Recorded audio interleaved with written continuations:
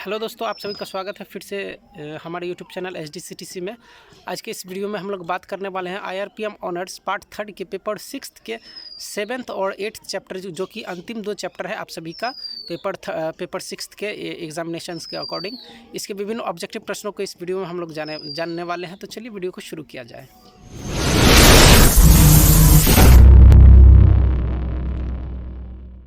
इस वीडियो में हम लोग बात करेंगे IRPM ऑनर्स के पार्ट 3 के पेपर 6 के 7th और 8th चैप्टर जो कि अपराध एवं बाल अपराध से संबंधित इसके महत्वपूर्ण ऑब्जेक्टिव प्रश्नों को। तो चलिए पहला प्रश्न जो है, जन्मजात अपराधी का सिद्धांत लम्ब्रोसो ने दिया था। बहुत ही इंपॉर्टेंट क्वेश्चन है, ये आप सभी को याद रख लेना है। इसका आंसर क्या हो जाएगा? ट्रू हो जाएगा। जन्मजात अपराधी का सिद्धांत लम्ब्रोसो ने दिया था। दूसरा प्रश्न, परिवीक्षा प्रणाली में अपराधी को जेल भेजा जाता है। तो जी नहीं, परिवीक्षा प्रणाली में अपराधी को जेल ना भेजकर उसको उसके सुधार के लिए उसको जो है कई बार परिवार के साथ जो है रहने के लिए भेज दिया जाता है, ताकि उसके अपराधी आचरण में कुछ सुधार हो पाए। और वर्तमान में भारत में 500 से अधिक परिवीक्षा अधिकारी हैं। आप सबको याद रख लेना है, उसको जेल नहीं भेजा जाता है, उसको स्वतंत्र रूप से समाज में छोड़ दिया जाता है ताकि उसके आचरणों में बदलाव आ सके। तो इसीलिए इसका आंसर क्या हो जाएगा? असत्य हो जाएगा। ठीक है। तीसरा प्रश्न, श्वेतवसन अपराध की अवधारणा सदरलैंड ने पेश की थी। तो जी हाँ, श्वेतवसन अपराध की अवधारणा जो है सदरलैंड ने पेश की थी। इसका सही आंसर क्या होगा? सत्य।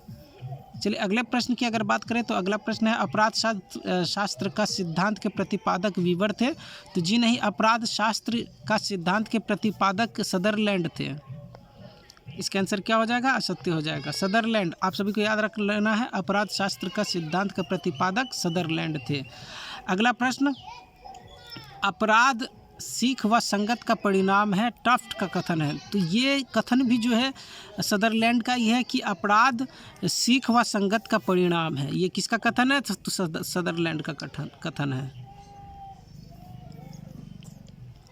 चलिए छठा प्रश्न, गोडार्ड ने भिक्षावृत्ति संबंधी सिद्धांत दिया था। तो जी नहीं, गोडार्ड ने अपराध के संबंधी जो है एक सिद्धांत का प्रतिपादन किया था। इसलिए इसका आंसर क्या हो जाएगा? असत्य हो जाएगा। अगला प्रश्न, पेरोल का संबंध आपराधिक सजा से है। तो जी हाँ, पेरोल का संबंध आपराधिक सजा से है, जिसके अंतर्गत ऐसे सज़ा काटने वाले व्यक्तियों को कुछ जो कि आधा से ज़्यादा अपना सज़ा काट चुके होते हैं उनको बाहर छोड़ दिया जाता है ताकि उनके आचरण में सुधार हो सके। तो ये आपराधिक सजा से संबंधित है। ठीक है, तो ये इसका आंसर क्या हो जाएगा? सत्य हो जाएगा। अगला प्रश्न, विश्व का पहला बाल न्यायालय 1899 में शिकागो में स्थापित हुआ था। तो जी हाँ, विश्व का पहला बाल न्यायालय अमेरिका के शिकागो में 1899 ईस्वी में स्थापित हुआ था। इसका आंसर क्या हो जाएगा? सत्य हो जाएगा। नवा प्रश्न, बाल न्यायालय में 18 वर्ष तक के आयु के बाल अपराधियों की सुनवाई होती। तो जी नहीं, यहाँ बाल न्यायालय में जो है 16 वर्ष तक के आयु के बाल अपराधियों की सुनवाई होती है, ना कि 18 वर्ष तक, 16 वर्ष तक। ठीक है, याद रख लेना है आप सभी को। अगला प्रश्न 10 नंबर प्रश्न, बोस्टल स्कूल में 16 से 21 वर्ष के बाल अपराधियों को ही रखा जाता है। तो जी हाँ, बोस्टल स्कूल में 16 से 21 वर्ष तक के बाल अपराधियों को रखा जाता है। इसका आंसर क्या हो जाएगा? सत्य हो जाएगा। अगला प्रश्न, भारत में प्रथम बाल न्यायालय 1920 में गठित हुआ था। तो जी नहीं, भारत में प्रथम बाल न्यायालय 1922 ईस्वी में गठित हुआ था। कब हुआ था? 1922 ईस्वी में। कहाँ पे हुआ था? तो कलकत्ता में हुआ था। उसके बाद बम्बई में 1927 ईस्वी में, उसके बाद जो है मद्रास में 1930 ईस्वी में भारत का बाल न्यायालय गठित हुआ था। चलिए अगले प्रश्न की अगर बात करें तो अगला प्रश्न है, बाल अपराध एवं अपराध एक ही अर्थ है। तो जी नहीं, बाल अपराध अलग चीज़ है और अपराध अलग चीज़ होती है। तो इसका आंसर क्या हो जाएगा? असत्य हो जाएगा। सॉरी, असत्य हो जाएगा। क्या हो जाएगा? असत्य हो जाएगा। ठीक है,